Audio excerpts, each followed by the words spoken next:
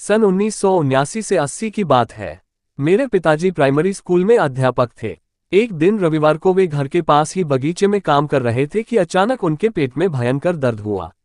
दर्द के मारे उन्होंने जोर से चीख मारी और वे वहीं बेहोश हो गिर पड़े। 15-20 मिनट बाद जब उन्हें होश आया तो पेट का दर्द तो कुछ ठीक हो गया था, पर उनकी जबान आवाज बंद हो गई।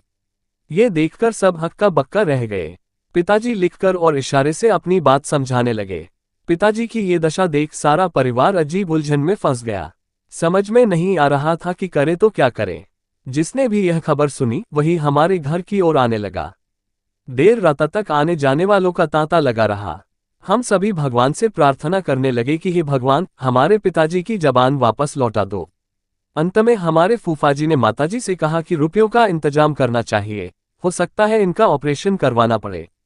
ऑपरेशन का नाम सुनकर हमारे पैरों की जमीन खिसक गई। मेरी माताजी जो शुरू से ही धार्मिक विचार की हैं, उन्होंने जानबूझकर फूफाजी से कहा कि हाँ रुपयों का इंतजाम है, जबकि उनके पास उस समय 100 से ज्यादा रुपये नहीं थे।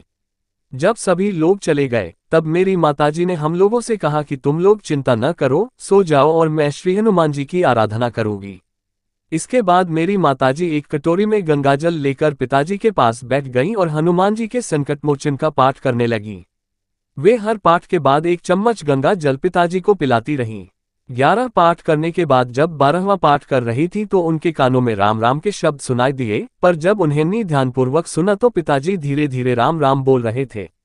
इस प्रकार 12वां पाठ पूरा होने तक पिताजी जोर जोर से राम राम बोलने लगे। पिताजी की जोर जोर से बोली सुनकर हम सब भी उठ गए और हम सभी की आंखों से खुशी के आंसू टपकने लगे। हम सभी ने बार बार श्री हनुमान जी को प्रणाम किया, जिनकी कृपा से पिताजी की जबान वापस आई। सच को नहीं जानत है जग में कपि संकटमोचन नाम तिहारो।